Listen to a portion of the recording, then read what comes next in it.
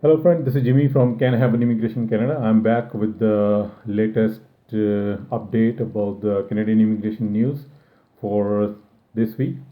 Let's start with the economic recovery. There has been the latest update on the unemployment rate and the number of jobs that has been added into the Canadian economy for the last month or so. Unemployment or the employment rate. If we look at the employment rate, that has been gone up by 2.1% in September, accelerating compared to the 1.4% jump in August. So again, that's not a bad one for us. So if we look at the data that has been reported were collected from the labor market during the week of September 13 to 19, the employment rate in Canada is now within 3.7%, or 720,000 new jobs have been added to the economy in the month of September. If we look at that one, and the rate of unemployment between US and Canada, now it's almost the similar one. When we are adjusting Canada's unemployment rate to US concept, both countries saw an unemployment rate of 7.9% in September. This data is about the overall recovery, it's about the whole country. If we look at certain provinces, they are back to the economic recovery plan very good. Certain provinces are still lagging behind. For example, in Alberta and other prairie provinces, there are still numbers, they are very high, unemployment rate is very high. If we look at BC and Ontario or Quebec, they are on their way to recovery, almost almost there with the previous level of jobs they lost in March, and now they're almost back to that level. So another update, I did another video about the Canadian US Mexico trade agreement. Like, there are a few ways you can immigrate or get your work permit to Canada. So if you want to go through that one, there is a detailed video that has, I think I put it yesterday or day before yesterday online. So you guys can go into those details. If you are from Mexico, from US, and you want to move to Canada, there are different pathways, and you guys do not need an LMIA. It's a simple job offer, and you guys can still go to the border or apply through one of the agents. So then you can get your paperwork done very easily. Now, next update that has been coming from Manitoba. They have done their 100th PNP draw, and this was in this draw they invited 191 immigration candidates. So if you look at the total number of invitations they have been issued is almost 4,000. So as I mentioned in my last update, that most of the provinces are on their track while issuing number of invitation. We are still in the early October, and we have October, November, and December, and they have to do 6,000. So it'll be pretty much they will be done, or maybe a little bit more than whatever has been expected out of them.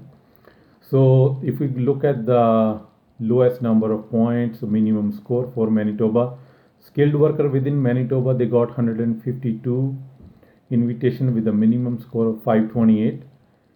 Skilled worker overseas got 14 nomination with the least score of 611. So there is a decrease of almost 200 plus points in this one. And the international education stream, there are 25 candidates who got the nomination in this draw, and as you guys know, there is a no minimum requirement for the points for the international education stream. This is Manitoba's 100th PNP draw since they have started this program in year 2014. So almost 6 years now. So they have done 100 of draws.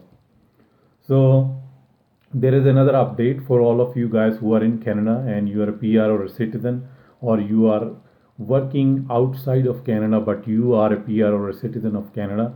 You are eligible to sponsor your parents or grandparents now.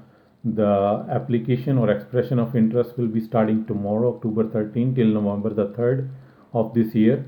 They are getting 10,000 application in this round, and the next round will be in January, where they will be taking another 20,000 applications. So there is an opportunity to apply for your parents or grandparents. So your 30,000 application will be intake this time. So if we look at the next update that has been given by IRCC, it says that Canada had welcomed 11,000 immigrants, sorry, 11,000 immigrants in the month of August 2020. So total number was 11,315. The new permanent residence has been given to that many candidates. Majority of them were from the CEC, from Express Entry, also from the owner operator LMIA, and the guys who are working here on the work permit. So that was the number for the August. 11,000 plus candidate has got their permanent residence plus their families also. Uh, if we look at the next update, there is a big change in the Alberta PNP application process. Uh, PNP application now include online portal, and Alberta start charging $500 per PNP application to the candidates who want to apply for the PNP. So if we go into more detail, I will upload another video where I will discuss more about this one just for the Alberta PNP. But right now, the changes are that you have to apply online if you want to apply for ANP Alberta Opportunity Stream, and you have to pay $500 fees for this one. So now, if you are under the Alberta uh, farming stream category, you want to invest in Alberta, there I will also put another video. There is a no fees for that ANP, but I will discuss that into detail. But Alberta PNP is now changed. So it's not like that before. You guys can put your application and there is no fees and anybody can do it. But now you have to go online and you have to pay $500 fees. Only then your application will be processed. So next update that is coming from the British Columbia. They have invited 72 information technology worker in their new PNP draw. That draw took place on October the 6th, and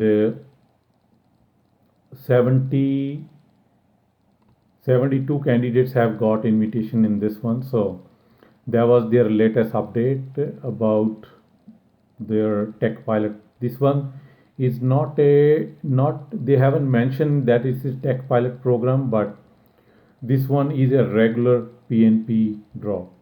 So but they have invited most of those candidates belong to information technology sector.